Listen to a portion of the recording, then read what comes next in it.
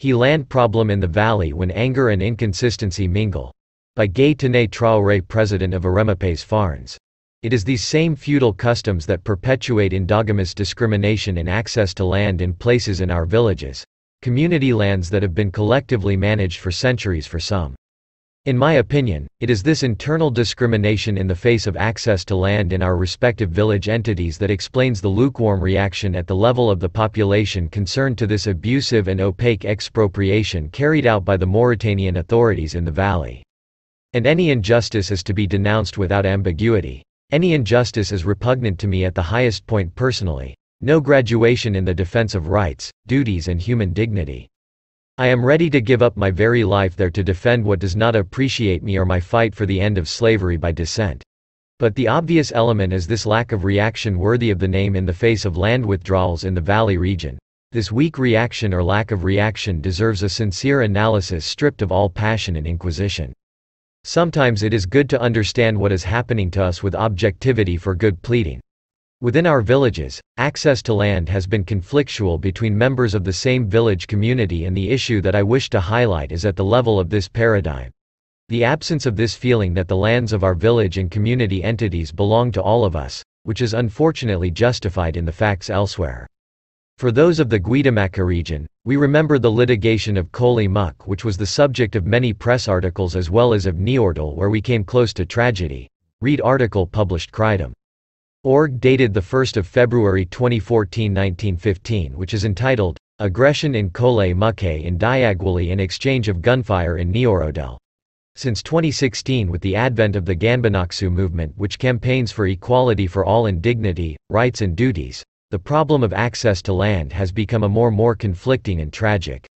We have all seen the video of one of the members of the Ganbanaksu community of Defort in the person of Samba Musa Kone beaten up and tied up on July 31, 2021 as a beast of burden following an act of slavery land. Examples abound in other villages in Gorgol and Trarza. Regarding the attack on Samba Musa Kone, a demonstration was organized in front of the presidency on July 28, 2021 to alert the authorities to the risks of imminent clashes as winter approached. But in vain, and that is which leads us to say that the administration is pro-feudal in Guidamacca. All these examples cited in no way justify this punch operation on the part of the state and its accomplices to take control of the lands of the valley. These lands are both our root and our identity. This internal reality of the communities of the valley, including the Guidamacca, which is only one example among many others, however, puts the magnifying glass on our handicap to do with external issues of our communities, here the expropriation of the lands of the valley. To be precise, since there is already injustice and discrimination in the face of access to land in ordinary times and in a humiliating way, how can we explain to the layer of servile extraction that it is concerned by this expropriation? Since we repeat to him and prove that he has no right of access to this land supposed to be the common thing, how to be concerned by the common defense of these lands of the valley if we withdraw land from righteous people for their opinions and militancy? In the villages of Guidamacca, many families of the Ganbanaksu community have been victims of land withdrawals. It happens when I use the word expropriation, some of my detractors argue that these lands were just on loan. But these lands are withdrawn from these people just for having displayed their desire for emancipation, for their refusal of customary assignments which violate them psychologically and physically. Of these lands from the local feudalism with the support of its administrative arm, especially if you are of servile extraction, that's another story. So how to feel concerned by this issue of withdrawal and concealment of land in the valley, once again? How many millions of Aguia have been spent in the Guidamacca region by people of servile extraction to keep their lands? And how to tell these people that defending these lands is a common affair beyond our divisions, our differences?